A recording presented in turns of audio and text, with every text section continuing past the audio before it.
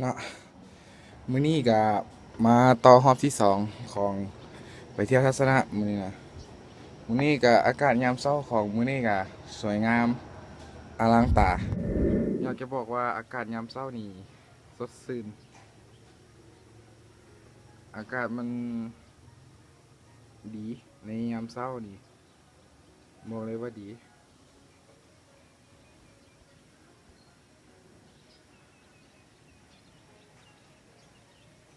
เห็นสภาพอากาศแล้ว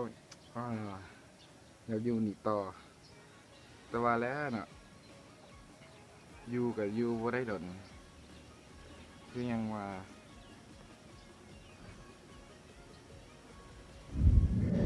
ละมื้อนี้สิไปเที่ยวไสนั่นกะท่าเบิ่ง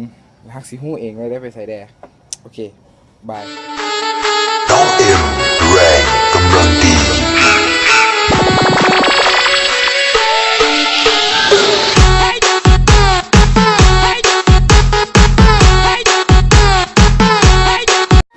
บอกเขาก็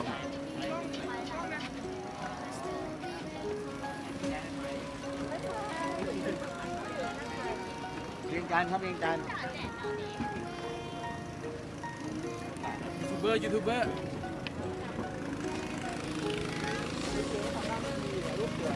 สวัสดีครับ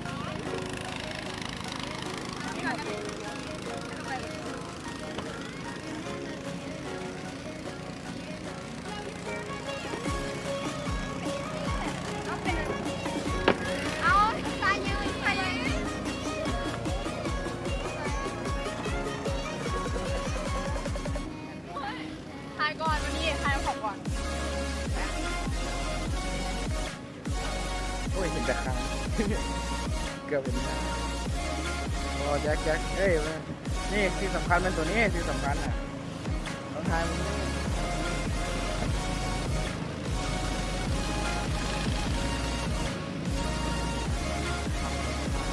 เดินมาแล้วคันไหนยังเคยถึงแล้ว42ขั้น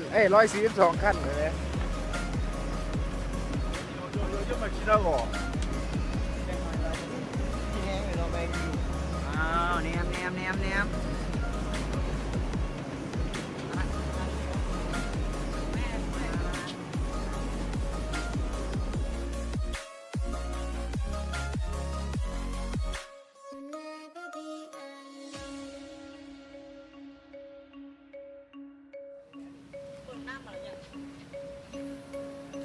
ไปผ่านนนยางผ่านนี่บอกว่านน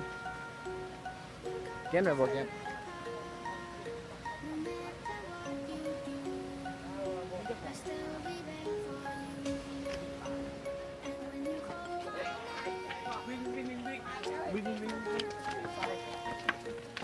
หอบตายแล้ว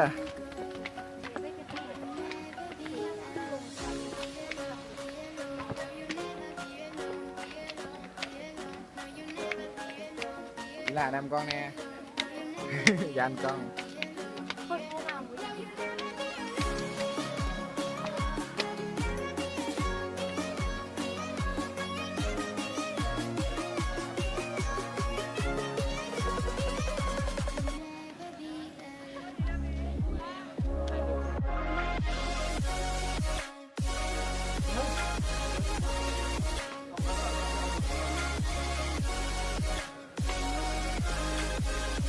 เชื่อมมาเลยว่า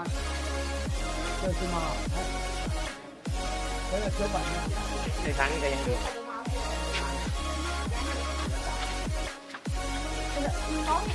มาห้าผีเล่น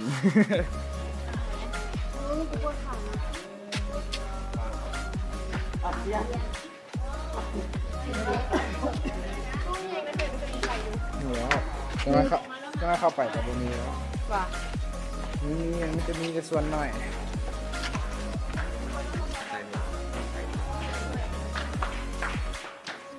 มันลงก็เป็นอย่างนี้ เดี๋ยวเขาไปตัดทางก็เราค่อยลงไปทาง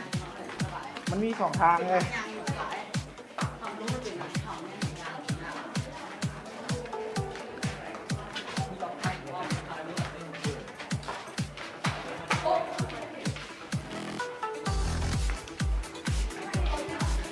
ความมืด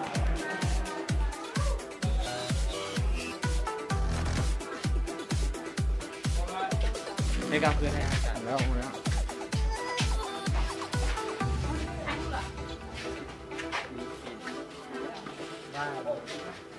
เอาตอนนี้เนาะเฮามารีวิวกันเนาะเพราะว่าพ่อแม่พี่น้องกำลังจะถ่ายรูปไปเนาะกันเลยเนาะอันนี้เขาฮอดไลน์เขาเอาไปเรียนเลย ไปกันแล้ว ตอนนี้เขากำลังออกจากทำจังหลังจากที่ขึ้นมาฮอตยอดมันแต่มันสุดตรงนี้แหละเขาต้องเข้ามากันถึงทางอยู่อะ นี่ขาวๆเอาทีนี้ตกใจเลยจม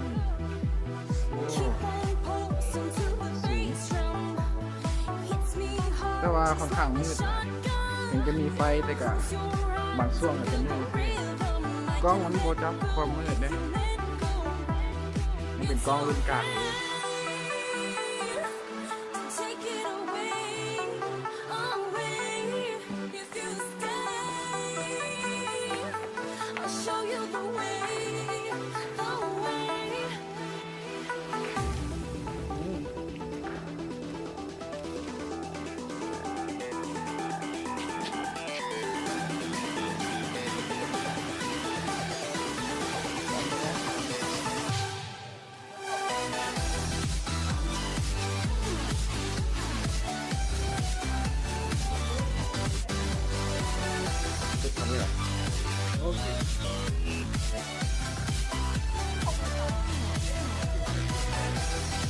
อย่าลืมไปติดตามช่องเบลลี่ชาแนลเลยเด้ออย่าลืมกดไลค์กดแชร์และกด subscribe ช่องเบลลี่ชาแนลก็ต้องติดตามช่องนี้แล้วอันฟอลไปเลย เฮ้ย อันติดตามไปแล้วไปติดตามช่องนี้แทนเด้อเบลลี่ชาแนลอย่าลืม Holding on to this connection, poisoning your heart infection. Hit me once with your injection. We can move slow. ผลขอยานตรงนะแบบคือตอนแรกเดี๋ยวจะไปทำภูเขารถไฟไทยกันเลยแต่ว่าอาจจะยานในการนะจ๊ะแต่ว่าแบบมันลงขั้นไหนก็ต้องทายเนาะเขามาทำอีกทั้งทีมีคนซวยพยุง Take it away, away. If you พูดจะว่าขาสัน I'll show you the way. ตันมันไปขึ้นทำมูนะตัวทำวันนี้ตอนเรียนถึงจุด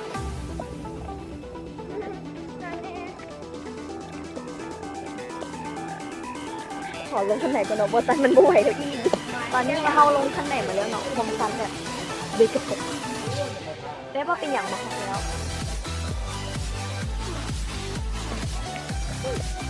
นี่จ้ะมันนี่คือเขาไปพบกันที่ทำภูเขากันเลย อันนี้คือของเธอแล้ว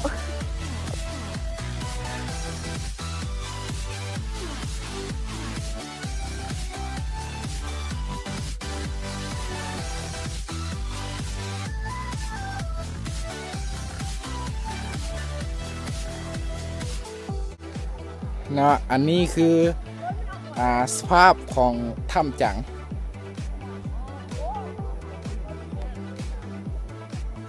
มันก็จะเป็นสิแหละมันจะออกงามเพอมันปนกับธรรมชาติ